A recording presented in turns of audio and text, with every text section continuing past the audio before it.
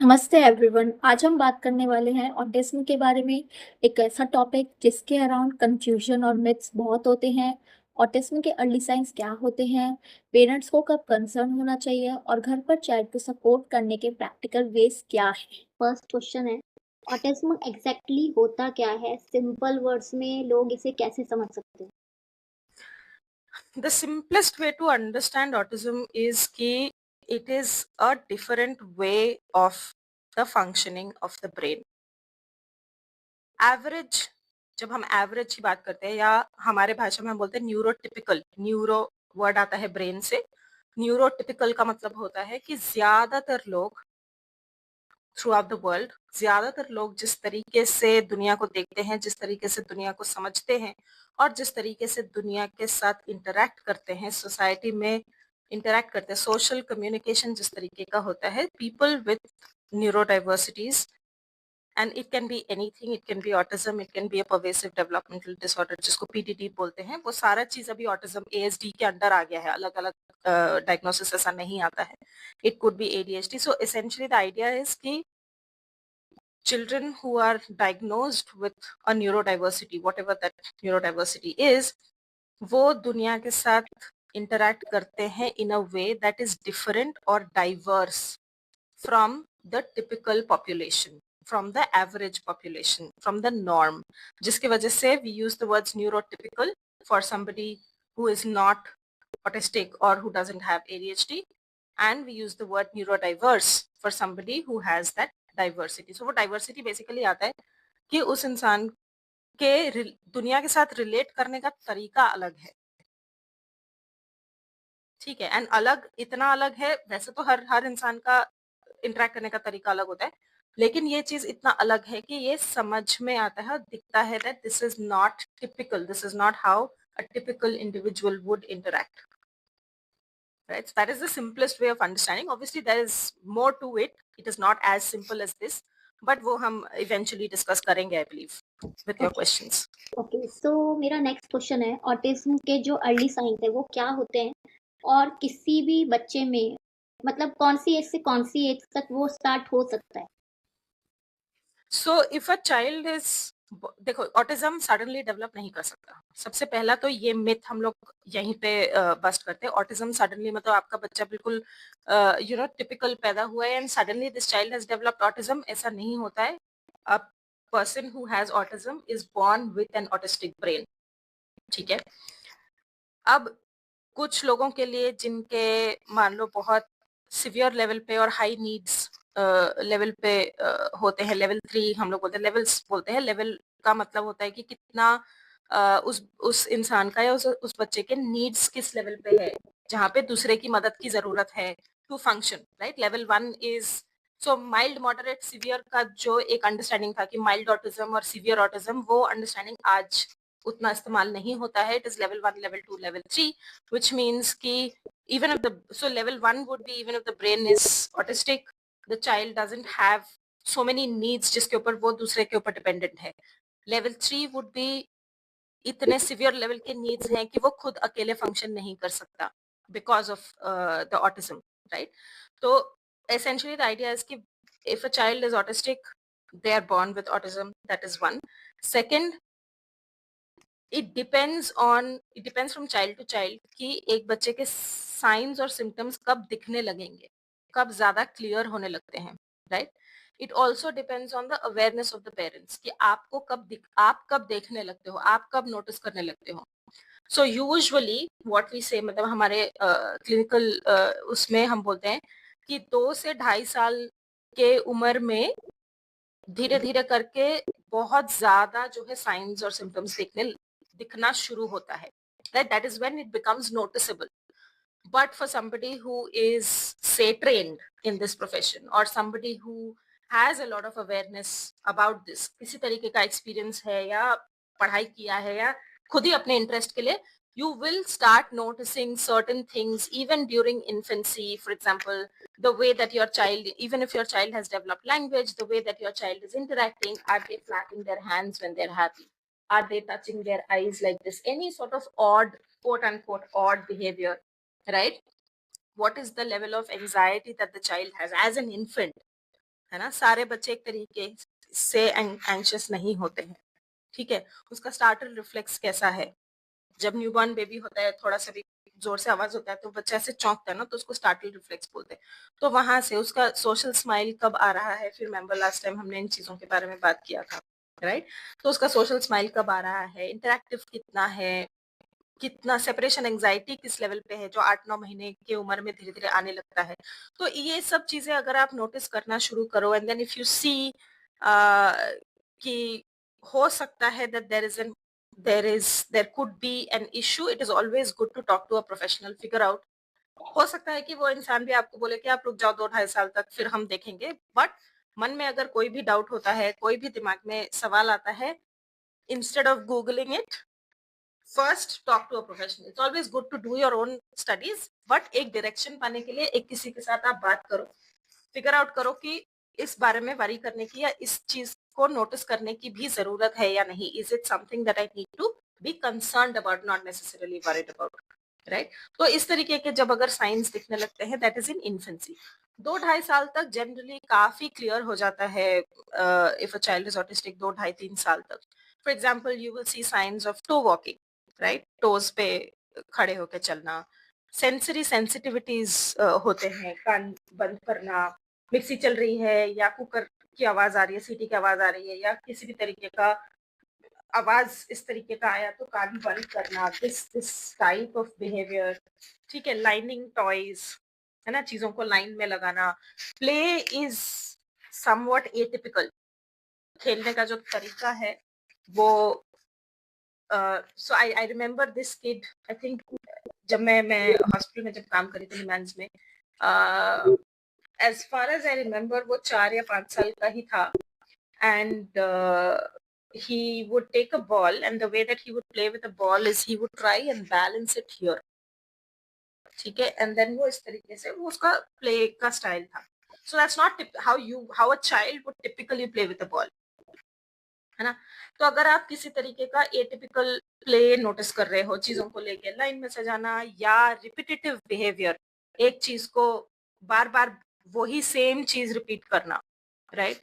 For example, मेरी बेटी क्या करती है, इफ शी हैज टू से, हम लोग गाड़ी में हैं, कुछ बोल रही है कि बाहर उसने कुछ देखा, तो मेरे को बताया उसने, बाकी सब लोग भी हैं गाड़ी में, थम्मा दादू मीनिंग ग्रैंड पेरेंट्स हैं, my husband is driving, so मेरे को बोलती है, मम्मा एक्स वाई जेड, पापा एक्स वाई जेड, थम्मा एक्स वाई जेड, दादू एक्स वाई जेड। सो सबको एक एक करके, so essentially in her mind when she is telling me something, ये अंडरस्टैंडिंग नहीं है कि एक बार जो मैंने अटर किया तो सबको सुनाई दिया, जब तक मैं खुद सबको नहीं बताऊंगी। So you see the difference in thought, the difference in, जो मैं कह रही थी initially, the difference in how a person with autism would interact with society, with people, social communication किससे। so she is not satisfied in her mind, उसका ये understanding ही नहीं है कि, अंडरस्टैंडिंग नहीं है या नहीं मुझे नहीं पता, बट आई फील लाइक उसका ये एक्सेप्टेंस नहीं होता कि मैंने एक बार अगर मुंह से बोल दिया, मम्मी को बोला, सब लोग हैं तो वो सुन लेंगे, तो उस लेवल ऑफ एब्स्ट्रैक्शन वो नहीं कर पाती है। 3.5 ऑलमोस्ट 4 साल की हो रही है, right? So these are a few things that you would probably want to notice. Any sort of oddity, any sort of odd behavior that is not typical of a child, it's always good to talk to somebody. Okay, so autism और language delay में क्या difference, मतलब या फिर correlation है कुछ? So a lot of people with autism are non-verbal. Non-verbal matlab they do not communicate a lot, but language delay necessary नहीं है for somebody to be diagnosed as autistic, ठीक है? Because autism is a communication issue, essentially it boils down to that. बाकी बहुत सारे issues भी होते हैं उसमें, but the central idea is कि वो communication, interaction का, social interaction का issue है, difference है उस चीज में। तो language is a big part, कई बार वो affected होता है। So using new words, jargons हम लोग बोलते हैं कि अपना वर्ड बना के उसको यूज करना, एक ही चीज को बार बार, जैसे मैंने आपको एग्जांपल बताया मेरे का, रिपीट करना, राइम कोई भी सुन लिया, या डायलॉग मूवी का कोई भी सुन लिया उसको रिपीट करना, या आप कुछ बोल रहे हो उसको वापस से जिस टोन में आपने बोला, जिस तरीके से आपने बोला, उस चीज को रिपीट करना, इसको हम लोग इकोलेलिया बोलते हैं। ठीक है, so these kind of things which are related to language, और हम डिले इसलिए बोलते हैं बिकॉज बहुत छोटे बच्चों में, जैसे 1 साल 1.5 साल का बच्चा जो लैंग्वेज सीख रहा होता है, अ lot of children have echolalia, but that is normal. वो लैंग्वेज डेवलपमेंट का प्रोसेस होता है जहां पे बच्चा रिपीट कर रहा है आपका बात, right? But if that continues beyond a certain age, 2 साल तक, 2.5 साल तक हमेशा बच्चा रिपीट करता है, सो देन दैट, इसीलिए हम लोग बोलते हैं कि डिले है, वो ग्रो आउट नहीं कर पाया है उस चीज से। That is one. Second, like I said, repetitions होंगे, जार्गन्स होंगे, इस तरीके के कुछ कुछ चीजें होंगे। कई बार ऐसा होता है कि the child doesn't talk, verbalise नहीं करता, इशारों में बात करता है, उसको समझ में शायद आता है, हो सकता है that the child does understand, so receptive language है, एक्सप्रेसिव लैंग्वेज उतना नहीं है उसका, right? So may be 1 or 2 words या 1 वर्ड में कम्युनिकेट करता है बच्चा, राइट? बट सिर्फ लैंग्वेज के जो सिम्टम्स है या लैंग्वेज डिले के जो सिम्टम्स है उतना काफी नहीं है to say that okay this child is autistic. There have to be other signs, जहाँ पे हम पेन सेंसिटिविटी की बात करते हैं, हम एक्टिविटी लेवल्स की बात करते हैं, हम प्ले की बात करते हैं, ठीक है, हम सेंसरी सेंसिटिविटीज के बारे में बात करते हैं। पानी का एक बूंद गिर गया, तुरंत कपड़ा चेंज करो, टॉलरेट नहीं कर पाते हैं, ठीक है, आवाज टॉलरेट नहीं कर पाते, या किसी तरीके का आवाज सीक करने का, सेंसरी सीकिंग बिहेवियर भी होता है, जैसे कॉन्स्टेंटली मुंह में आवाज करना, इस तरीके से आवाज करना, कोई भी साउंड करना, स्टिमिंग, राइट, एक जगह खड़े होके घूमना, या these sort of behaviors where the child, these are all behaviors where the child is trying to regulate themselves, वो उनका तरीका होता है खुद को रेगुलेट करना, खुद को काम करना, for whatever reason. So when you notice a spectrum of these behaviors, इसीलिए उसको autism spectrum disorder कहा जाता है, ASD कहा जाता है. So when you notice these behaviors on a spectrum, then you would start doubting कि अच्छा चलो, there is a possibility, let me talk to somebody. But if it is only a language issue, it is in most cases, at least जितने cases मैंने देखे हैं जहाँ पे सिर्फ लैंग्वेज का इशू है, बाकी इस तरीके का कोई भी बिहेवियर्स नोटिस नहीं किया है पेरेंट ने, 6-8 महीना घर में आप काम करो बच्चे के साथ, stop using screens, do whatever is required for the development of language, 6-8 महीने में बच्चा बोलना शुरू कर देता है। बहुत कुछ करने की जरूरत नहीं है, घर में ही आप काम कर सकते हो, it's just the environment that needs to change, क्योंकि एनवायरनमेंट की वजह से लैंग्वेज डिले हुआ है, right? Okay, thank you so much. तो आपने वो क्या बताया था, echolalia, what is this, echolalia, मतलब? so echolalia is basically where the child is echoing what you say. For example, तुम्हारा नाम क्या है अगर आपने पूछा, तो the child is going to repeat exactly तुम्हारा नाम क्या है, and then they will say their name, for example, as an answer. They might or might not say the name, but they will repeat. ठीक है, for example, if I say thank you, my daughter often says say thank you, मुझे अलग से सिखाना पड़ता है, you don't have to use the word say. When I'm saying say thank you, मैं तुमको इंस्ट्रक्शन दे रही हूँ, तो तुम say वाला वर्ड मत बोलना, तुम सिर्फ थैंक यू बोलो, तो वो समझाना पड़ेगा उसको, otherwise she will repeat exactly. हमेशा नहीं होता है, कुछ कुछ चीजों को लेके होता है, but echolalia is basically that. Okay, तो क्या वैक्सीन आजकल की ऐसी हैं, या पेरेंटिंग स्टाइल, या फिर स्क्रीन टाइम तो है ही एक मेजर फैक्टर है ऑटिज्म को मतलब बच्चे में होने का? जैसे मैंने कहा, स्क्रीन टाइम से ऑटिज्म पैदा नहीं हो सकता, ऑटिज्म लेके पैदा होता है इंसान। अगर किसी को ऑटिज्म है तो वो the person is born with it, simple, उसी तरीके का ब्रेन है उसका, राइट? स्क्रीन टाइम के वजह से ऑटिज्म लाइक सिम्टम्स हो सकते हैं, but primarily related to language and socialization, बाकी सिम्टम्स यूजुअली नहीं अपीयर करता है बिकॉज ऑफ स्क्रीन्स, ठीक है। एसेंशियली देखो ना, आप स्क्रीन्स, अगर बच्चा दिन भर स्क्रीन देख रहा है तो उसका सोशलाइजेशन कट ऑफ है एक तरीके से, ठीक है। इंसान सोशल कम्युनिकेशन से ही सीखता है हर चीज, वी आर सोशल एनिमल्स हम बोलते हैं ना, तो सोशलाइजेशन अगर बच्चे का कट ऑफ है तो बाकी चीजों में धीरे धीरे डिले आएगा, लैंग्वेज ही नहीं आएगा उसको, बिहेवियरल प्रॉब्लम्स दिखने लगेंगे, tantrums, hyperactivity, all of those things will come, but that is primarily because of the environment. ठीक है. अच्छा. What was the other thing that you said? So ये हो गया screens की वजह से. Vaccines. I want to make this very, very clear, and I want to take this opportunity. एक I believe 1970s में या 80s में एक पेपर निकला था, एक जर्नल पेपर निकला था, जहां पे ये क्लेम किया गया था कि वैक्सीनेशन के वजह से ऑटिज्म हो रहा है. The basis of that claim was completely unscientific. कोई प्रमाण नहीं है इस चीज का, और द बेस्ट पार्ट इज कि उस ऑथर को ब्लैक लिस्ट कर दिया गया. ये इंफॉर्मेशन लोगों को, except for people like us who are in the field, a lot of people don't know this. जिसने ये चीज क्लेम करी थी वो फॉल्स इंफॉर्मेशन था, वो फॉल्स रिपोर्ट था, फैब्रिकेटेड था.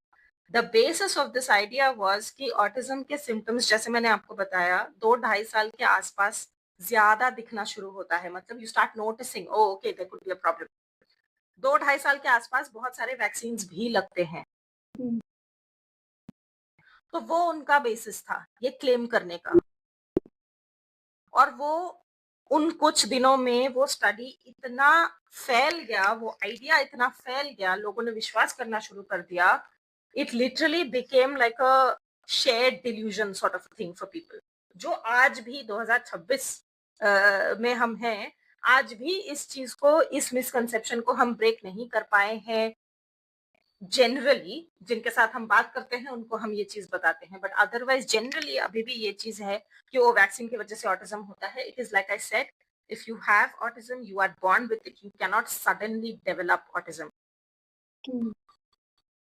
ठीक है. उस ऑथर को ब्लैकलिस्ट कर दिया गया था. उस क्लेम का कोई साइंटिफिक बेसिस नहीं है, हो भी नहीं सकता. इतना मैं again as a you know clinician मैं इतना स्ट्रांगली 100% क्लेम तो नहीं कर सकती कि मेडिकल साइंस में इस चीज के बारे में गारंटीड नहीं हो सकता. But as far as I understand the science behind it, it is not related to autism.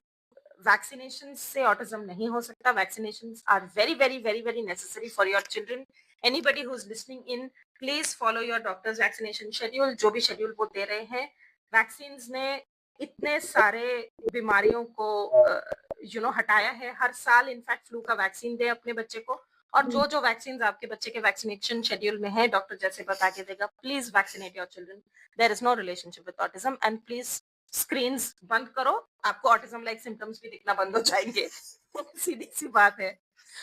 ठीक है. Okay, thank you.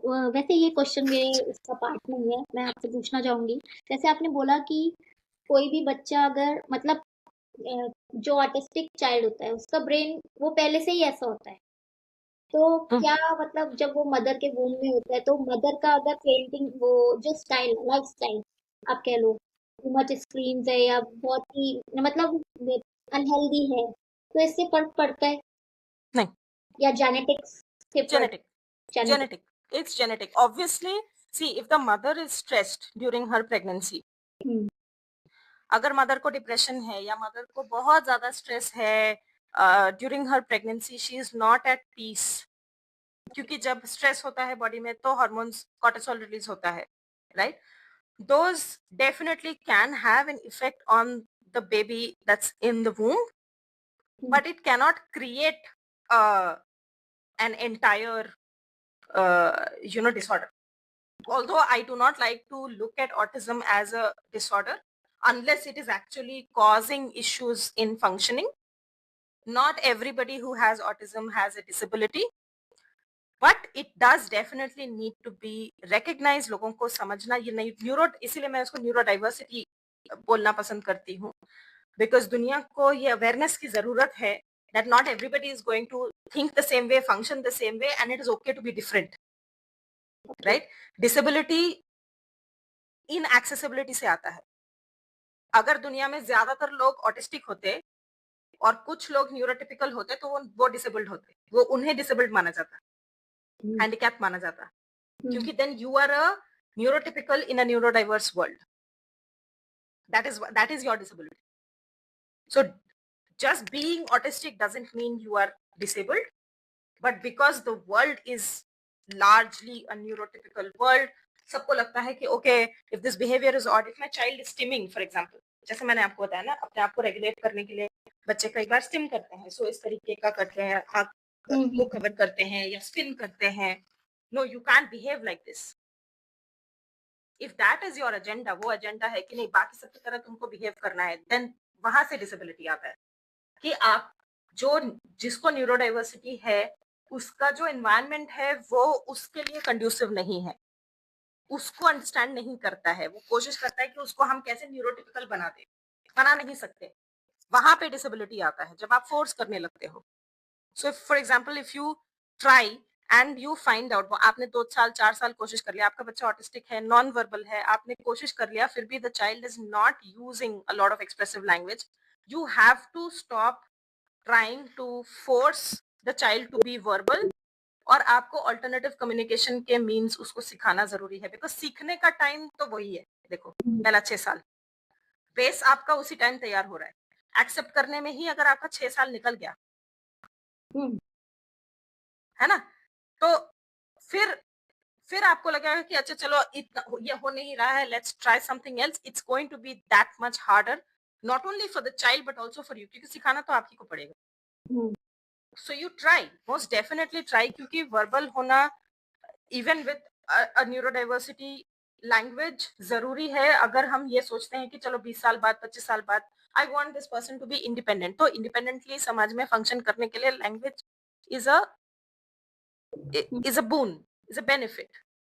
बट अगर मैं 1 साल 2 साल ट्राई कर रही हूँ और मुझे दिख रहा है कि मेरा बच्चा नहीं कर पा रहा है, look at alternatives, it's okay. The child will also adapt, the world will also adapt. Advocate करना पड़ेगा, हमें अपने बच्चों के लिए एडवोकेट करना पड़ता है, करेंगे. It is what it is, क्या कर सकते हैं, है ना. So acceptance is one of the major issues I think when it comes to anything like this. Okay. So जिस बच्चे का अगर ब्रेन ऑटिस्टिक नहीं है बाय बर्थ, तो वो बाद में लेटर ऑटिज्म डेवलप कर सकता है? नहीं, जैसे मैंने बताया आपको, so it is not possible to suddenly develop autism. अगर ऑटिज्म लाइक साइंस हो रहे हैं, हाँ, अगर कुछ ना कुछ रिपीटेडली हो रहा है, then if a child is autistic, then हो सकता है that the signs are going to show up later. जो मेजर साइंस हैं वो बाद में शो अप करेंगे. But generally again medical science में आप किसी भी चीज को 100% यही है नहीं बोल सकते. एनोमली हमेशा होता है, ठीक है. मैं जो बात कर रही हूँ, मैं जनरली बात कर रही हूँ, है ना. Generally if a child is autistic, there will be some 1 or 2 signs at least जो मिस करना बहुत आसान है. अगर आपको अवेयरनेस नहीं है, अगर आपको नहीं पता, अगर आप सोच ही नहीं रहे हैं इस बारे में, तो मिस करना बहुत आसान है. हो सकता है कि 3 साल 4 साल के बाद बच्चा सिम्टम्स दिखाना शुरू करे, but the child has always been autistic. वो दिखना बाद में शुरू हुआ है. ऑटिज्म सडनली डेवलप नहीं कर सकता. Okay. It can B triggered, yes. कोई भी इंसिडेंट ऐसा हुआ, इनफैक्ट ये ऐसे इस तरीके के बहुत सारे केसेस हैं जहां पे बच्चा रिग्रेस कर जाता है after a certain incident. Child is developing okay, तो मतलब किसी तरीके का वो समझ में नहीं आ रहा है कि सब तो ठीक है, everything is okay, everything is okay. जैसे मैंने बोला 1-2 माइनर साइंस रहे होंगे, but those most people would ignore and it's natural to ignore. Suddenly कुछ इंसिडेंट होता है, some change, some environmental change, some developmental change. Necessary नहीं है कि एनवायरमेंट में चेंज हो रहा है. डेवलपमेंटल एक लीप आता है तो 2.5 साल के 2 साल के आसपास सडनली एक डेवलपमेंटल लीप आया एंड देन बच्चा पीछे चला गया, रिग्रेस कर गया. रिग्रेशन बोलते हैं हम लोग इसको. बहुत कॉमन नहीं है लेकिन होता है ऐसा. But the child has always been autistic, वो एक्सप्रेशन बाद में आया है. तो रिपीटेटिव बिहेवियर्स या सेंसरी इश्यूज को पेरेंट्स घर पे कैसे हैंडल कर सकते हैं अपने ऑटिस्टिक चाइल्ड के लिए? ओके, सो मैं अपने लाइफ में भी यही चीज फॉलो करती हूँ और पेरेंट्स को भी यही चीज बोलती हूँ. Unless a behaviour is harmful for the child, for the environment और for other people involved, generally हम इन चीजों के बारे में बॉदर नहीं करते हैं. सो फॉर एग्जाम्पल, अगर मैं एक एग्जांपल बताती हूँ। मेरे यहाँ पे बुक शेल्फ में बचपन में मेरे पास हैरी पॉटर का एक ट्रिविया बुक है, ठीक है? तो उसमें बहुत सारे पिक्चर्स है, ये सब है। तो जब ये 2 ढाई साल की थी या उसके पहले से ही देखती थी, पिक्चर्स देखती थी, उसको मजा आता था, ठीक है? तो उसमें डंबलडोर का फोटो भी है, तो उसने देखा भी, मतलब ड्राइंग है तो उसने देखा भी। कभी भी कुछ नहीं। सडनली लास्ट आई थिंक 1-2 महीने 3 महीने पहले की बात है, मेरे लिविंग रूम में जो बुक शेल्फ रखा है वहां पे हैरी पॉटर का सीरीज रखा है पूरा, ठीक है? डिस्प्ले पे रखा है। और 6th वाला जो बुक है उसमें एक डंबलडोर का इमेज है स्पाइन में, जो थोड़ा ऐसा मतलब बिकॉज इट्स वो वाला सीन डिपिक्ट कर रहा है जहां पे वो लड़ रहा है डेथ ईटर्स के साथ। तो he is angry and he has his wand and his hair is flying out all of that, तो वो वाला इमेज है वहां पे। सडनली हम लोग नोटिस कर रहे हैं कि जब भी उसको कॉरिडोर क्रॉस करके, वो बुक शेल्फ क्रॉस करके स्टडी में आना है, वो अपना आंख ढक के आती है। 1-2 बार मैंने पूछा, 3 बार पूछा, सबने पूछा, उसने बोला नहीं बताऊंगी, नहीं बताऊंगा, मत बता, ठीक है कोई बात नहीं। फिर धीरे धीरे पता चला, बताया उसने, मम्मी को ही बताया, मतलब अपनी दादी को बताया कि वहां पे वो डम्बलडोर के इमेज से डर लगता है मुझे। ठीक है, ओके वेरी गुड। तो क्या करना है, उसको हटा दो। उसको हटा तो हम नहीं सकते क्योंकि वो तो उसी की जगह है ना, उसको हटाएंगे तो दूसरे बुक्स हटाना पड़ेगा, सब चीज अरेंज्ड है उस तरीके से। But she figured out a way कि ये है यहाँ पे, मुझे अच्छा नहीं लग रहा है, I am for whatever reason, logic नहीं पूछेंगे हम यहाँ पे, है ना? जो भी लॉजिक हो, उसके दिमाग में है लॉजिक, लेकिन she figured out a way. So when I am talking to her, मैं उसको ये चीज वो मुझे बोल रही है किस चीज के बारे में डर लग रहा है। मेरा फोकस यहाँ पे नहीं था ये कि तुमको डर क्यों लग रहा है, डर लगने की तो कोई बात नहीं है, ये नहीं है, वो मेरा काम नहीं है, वो उसका काम है, वो फिगर आउट करेगी। मैंने उसको बोला लेकिन तुमने कितना अच्छा एक तरीका निकाला to deal with that. Good, very good. So तुम करते रहो जब तक तुम्हारा डर नहीं निकल जाता, दैट्स ओके, है ना? तो सेंसरी इश्यूज बोलो या इस तरीके के सडन थॉट्स, फियर्स, किस तरीके से आप उसको रिस्पॉन्ड करते हो? Do you also get very bothered by it? ओ ओ ओ मेरा बच्चा इस चीज को लेकर डर रहा है तो इसको हटा दो, उसको छुपा दो, ये कर दो, वो कर दो, या उसके डर को डिसमिस कर दो, अरे इसमें डरने वाली कौन सी बात है? या आप कैसे रिस्पॉन्ड कर रहे हो? ठीक है, if a child doesn't like से सीटी, कुकर की सीटी की आवाज या मिक्सी की आवाज में कान ऐसे बंद कर रहे हैं, आप कुकर चलाना बंद कर दोगे, मिक्सी चलाना बंद कर दोगे? नहीं, हम लोग क्या करते हैं, उसको बोलते हैं बेटा मिक्सी चलेगा, रूम में चले जाओ अपने, इन्फॉर्म कर दो। So it shows that you are sensitive to her issues, but you are also not going to jump in to overprotect. Overprotect भी नहीं करना है, सेंसिटिव भी होना है, और उसको बहुत बड़ा हवा भी नहीं बनाना है कि अरे ये तो परेशान हो जाएगी, है ना? तो सेंसरी इश्यूज के साथ आप इस तरीके से डील कर सकते हो, फिगर आउट की क्या है, सेंसरी सीकिंग है, सेंसरी अवॉइडेंस है। सेंसरी सीकिंग अगर है तो अगेन बहुत डिटेल में जाना पड़ेगा, जो I don't think we have the time for, लेकिन largely the idea is that आपको फिगर आउट करना पड़ेगा, और ये प्रेफरेंसेस ना चेंज होते हैं, स्टिम्स चेंज हो जाते हैं, सेंसरी नीड्स चेंज होते हैं, तो वो नीड्स के साथ खुद को भी अपडेट करो, फिगर आउट करो कि क्या हो रहा है, और आपके रिस्पॉन्स को हमेशा थोड़ा काम रखना है। जो भी रिस्पॉन्ड कर, जिस तरीके से भी रिस्पॉन्ड करना है, you should not be personally affected by the child's needs. जब आप पर्सनली अफेक्टेड नहीं होगे तभी आप उस नीड को फुलफिल कर पाओगे, जिस तरीके से उस बच्चे को जरूरत है, ना कि जिस तरीके से उस बच्चे को चाहिए। नीड और वांट में डिफरेंस है। She wants the books to be removed, पर मैं उसको हटाऊंगी नहीं, because she needs us to be sensitive, she also needs to learn to get over her fear and take that time। तो मैं उसको वो समय दूंगी, मैं मैक्सिमम ये कर सकती हूँ, मैं उसको वो समय दूंगी और मैं उसको वो अंडरस्टैंडिंग दूंगी, बाकी उसका काम है ना?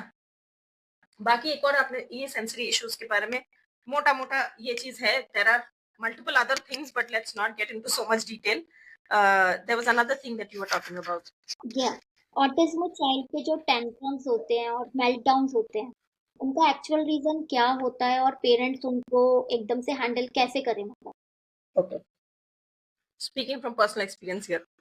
So, first of all, there is a huge difference between a tantrum and a meltdown. ठीक है.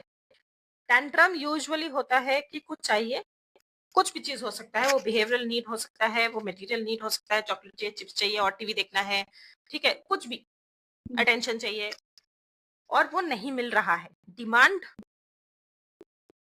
फुलफिल नहीं हो रहा है, तो उसको एसेंशियली वो डिमांड का ग्रेटिफिकेशन नहीं हो रहा है, then the child is going to engage in certain behaviours and वो कुछ भी हो सकता है, रोना धोना, लेट जाना, हाथ पैर वो करना, है ना, ऐसे ऐसे करना, चीजें फेंकना. So tantrum can be anything.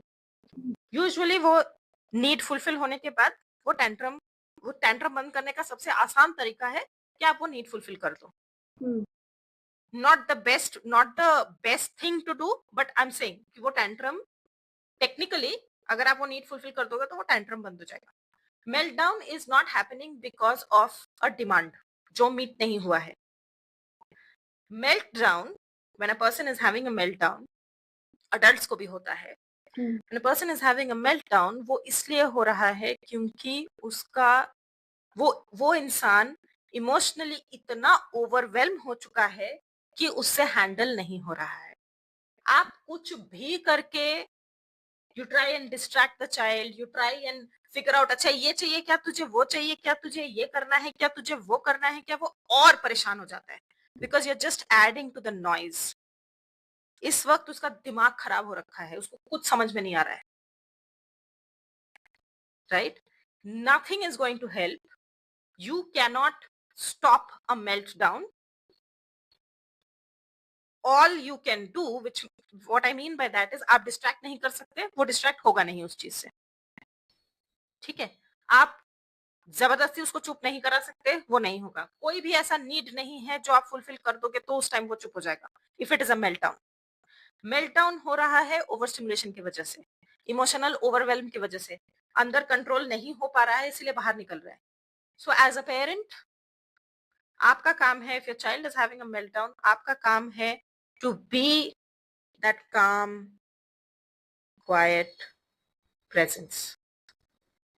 कुछ बोलने की जरूरत नहीं है, जितना बोलोगे वो उतना और परेशान होगा बिकॉज उसको और आवाज की जरूरत नहीं है. So if your child is having a meltdown, pick them up.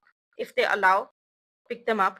If they are not allowing, as much as possible, gently guide them towards a safe space, चाहे बेडरूम में, बेड पे, कहीं भी. हाथ ऐसे करो, जबरदस्ती कुछ नहीं करना है उस टाइम पे, किसी तरीके से उस बच्चे को ओवर स्टिमुलेट और नहीं करना है. सो जबरदस्ती गोद में ले लिया या उसके पीठ पे हाथ फहरा दिया, हर चीज से वो ट्रिगर हो सकता है. So you be, but you have to be there obviously because you have to make sure that the child is not hurting themselves.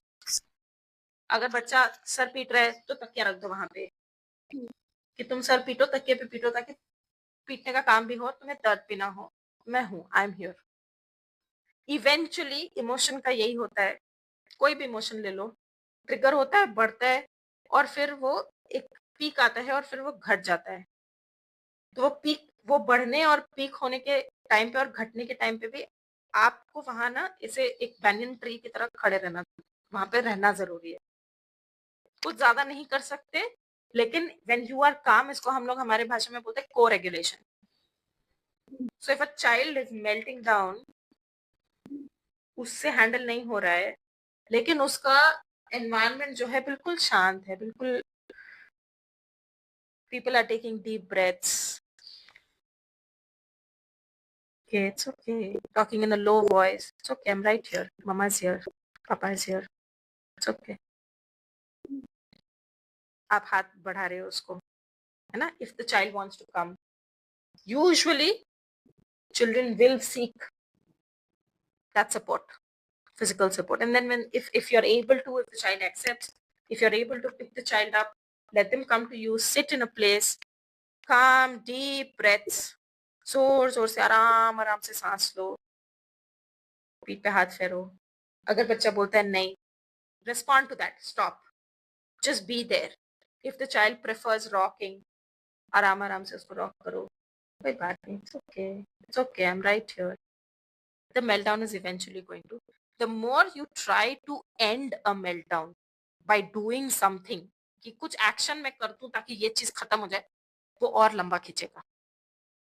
हम्म, ये काउंटर इंट्यूटिव है. जब हम if I'm seeing a child melting down, it's very difficult as a parent, as an adult, it's very difficult to just let the child be, but that is exactly what you need to do. छोड़ दो उसको, करने तो तुम हो वहां पे, रहो वहां पे, कुछ करने की जरूरत नहीं है. Just offer comfort. The child accepts, very good. If not, चुपचाप बैठे रहो वहां पे, कुछ नहीं करना है. ओके. तो क्या डेली रूटीन जो है वो एक ऑटिस्टिक चाइल्ड के लिए हेल्पफुल हो सकता है, और कैसे? डेली रूटीन हर बच्चे के लिए हेल्पफुल होता है. Generally children thrive on predictability. आपका रूटीन जितना प्रिडिक्टेबल होगा, आपका रूटीन जितना, आई एम नॉट सेइंग कि फिक्स्ड बिल्कुल स्ट्रिक्ट रूटीन होना चाहिए कि 7 बजे उठना तो 7 ही बजे उठना है, वैसा नहीं. बट जितना प्रिडिक्टेबल होगा कि इस चीज के बाद ये होता है, इस चीज के बाद ये होता है, इसके बाद फिर हम, या इस टाइम पे हम लोग ये चीज करते हैं. फॉर एग्जाम्पल मेरा जो भी वर्किंग आवर्स है, then it will also be easy to set boundaries ना. मेरा जो भी वर्किंग आवर्स है, मुझे पता है कि 4 बजे मुझे यहाँ से उठ के जाना है, बिकॉज 4 बजे से उसके सोने का टाइम तक, 4 बजे से मेरा टाइम है. हम्म, तो even if I have not finished my work, मैं 4 बजे यहाँ से उठ के सिस्टम बंद करके जाती हूँ. So she knows. तो कई बार ऐसा होता है कि वो 3 बजे आ जाएगी, 3:30 बजे आ जाएगी. मेरे लिए भी फिर वो बाउंड्री सेट करना आसान है कि अभी तो नहीं, क्या हम्म, टाइम हो रहा है देखो. घड़ी देखना भी सीख गई इस तरीके से. अभी तो हम्म, 3:30 बज रहा है, 4 बजे आऊंगी मैं. अभी मैं काम खत्म करके आती हूँ, फिर आऊंगी तुम्हारे पास. हम्म, लेकिन इसका मतलब ये नहीं है कि अगर मान लो कोई मीटिंग है या कॉल आ गया है ना, या फिर कई बार ऐसा होता है that she is really in distress and it's 3 o'clock, it's not 4 o'clock yet, मैं उठ के जाऊंगी उसके पास.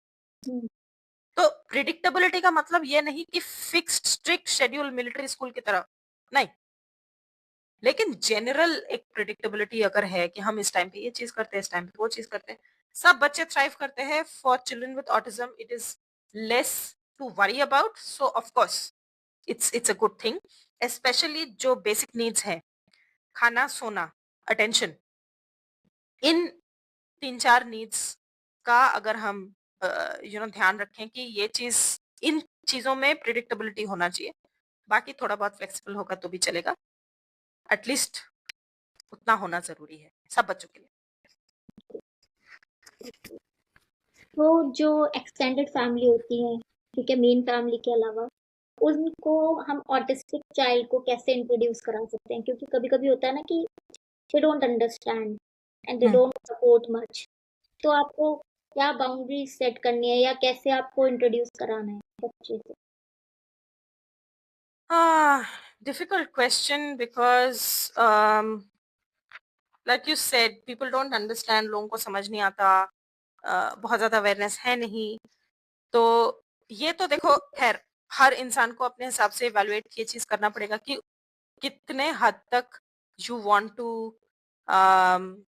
B open and vulnerable to what person, which person, किसके साथ आप अपनी कितनी वल्नरेबिलिटी दिखा सकते हो.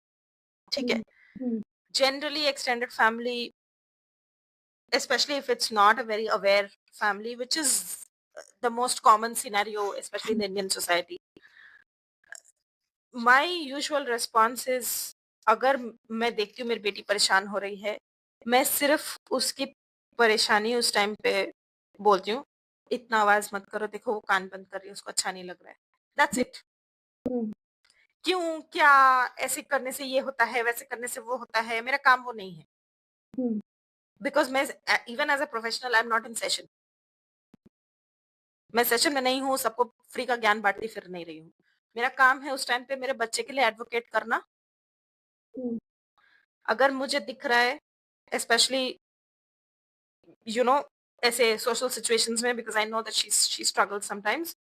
तो अगर मुझे दिख रहा है कि वो परेशान हो रही है, मेरा काम है उसके ऊपर नजर रखना, not to control her environment की कोई उससे बात मत करो या जो भी. उसके हम्म, ऊपर नजर रखती हूँ. अगर मैं देखती हूँ, मैं उसको ये चीज भी सिखा रही हूँ कि if you don't like something, you have to speak up for yourself.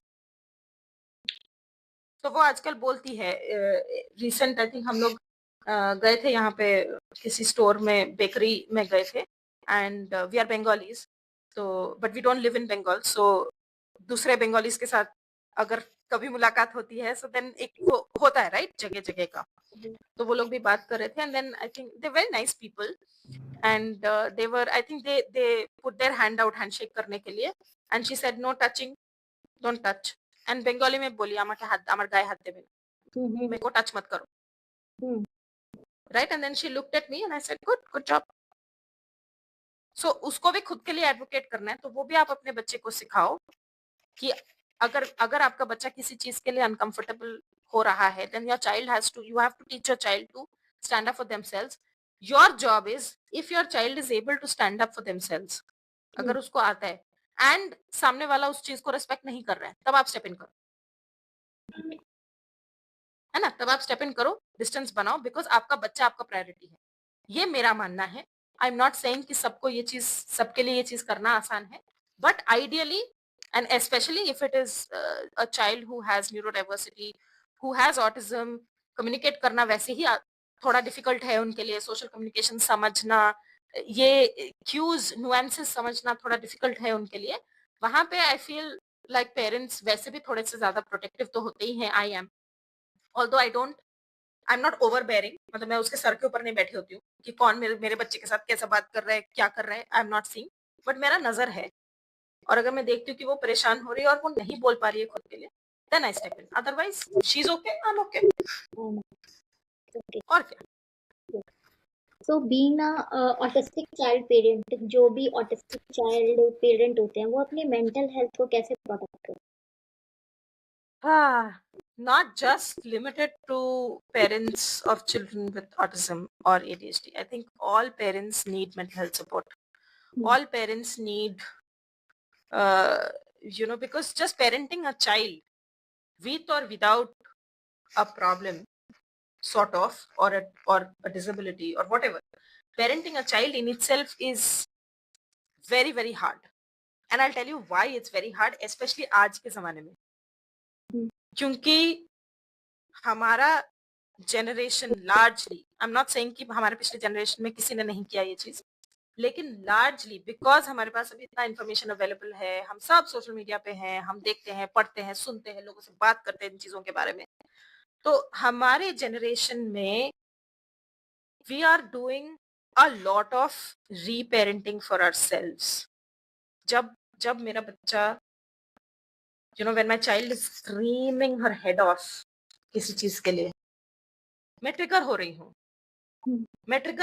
हूँ, मैं परेशान हो रही हूँ उस टाइम पे, लेकिन उस मौके पे मुझे ये भी पता है, और ये सिर्फ इसलिए नहीं because I am in this field, जो इस फील्ड में नहीं है, like I said, because of awareness, because of social media, इतना इन्फॉर्मेशन अवेलेबल है, most people are trying to putting in that effort कि उस टाइम पे मुझे ट्रिगर नहीं होना है। दिमाग में आता है कभी कभी, इतना फ्रस्ट्रेशन होता है, और दिमाग में आता है कभी कभी कि मेरे साथ तो, जो मैं अपने बच्चे के पीछे एफर्ट डाल रही हूँ, जो मैं अपने बच्चे के साथ कर रही हूँ, मेरे साथ तो किसी ने इतना पेशेंस नहीं दिखाया था,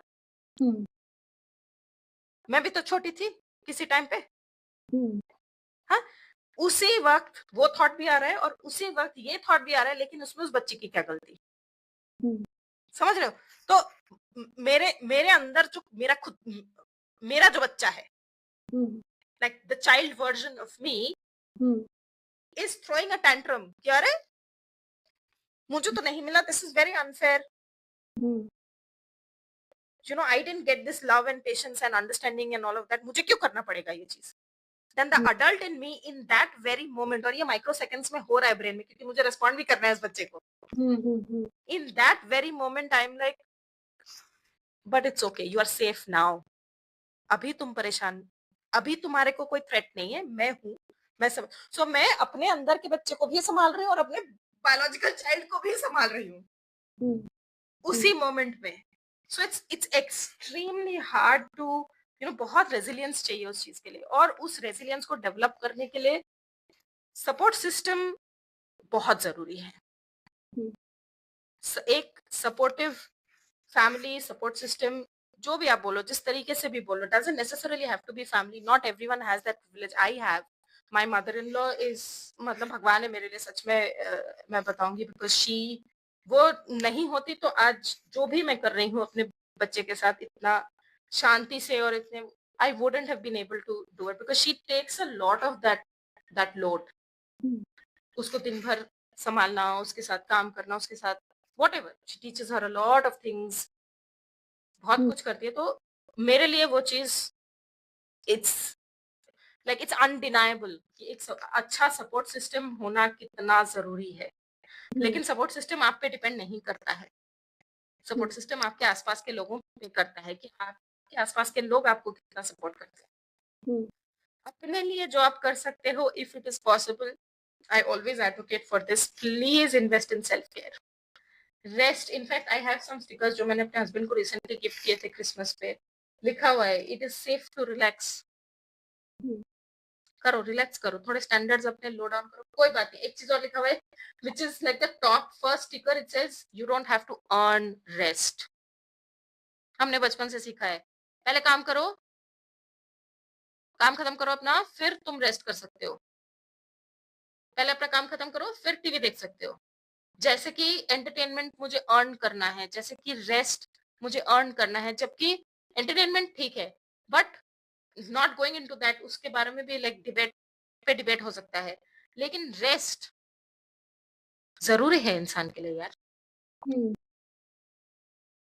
तो अगर किसी दिन मुझे इतना ओवरवेल्म फील हो रहा है, मेरा पूरा घर फैला हुआ है, काम मेरा कुछ हुआ नहीं है खास, सुबह से मैंने बहुत प्रोडक्टिव कुछ नहीं किया है, लेकिन फिर भी मेरा मन नहीं हो रहा है आज करने का, इट्स हम्म, ओके नो, कोई बात नहीं, कल कर लेना, परसों कर लेना।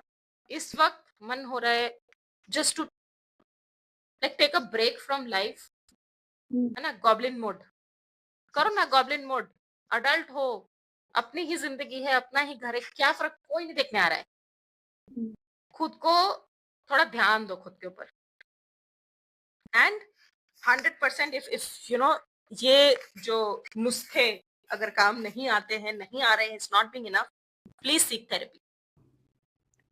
सबको थेरेपी की जरूरत है। I have been in therapy, not met my therapist for a long time, I have to, but everyone needs therapy, everyone needs help. Hmm, Speak to somebody, speak to a professional, hmm, not chat gpt, okay, please. Chat gpt cannot be a therapist.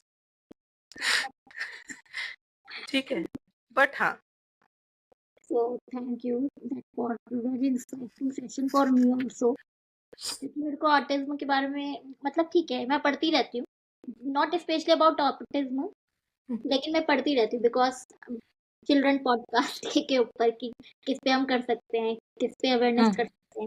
तो thank you for that this insightful session. तो अगर आप लोगों को भी कभी किसी भी टाइप की हेल्प चाहिए हो related to autism, you can connect with ma'am, we will give sure, all the details in the description, and you can follow her on Instagram and on LinkedIn LinkedIn, also. I am Yeah. Also on Facebook, Okay. Instagram, LinkedIn बहुत ज्यादा use तो नहीं करती हूँ, Okay. लेकिन हाँ कुछ कुछ Okay. स्निपेट्स अपने लाइफ के डालती रहती हूँ इंस्टाग्राम पे, स्टोरीज बना बना के। हाँ, Okay. Okay. Thank you so much. Thank okay, see you, bye bye. you. Bye.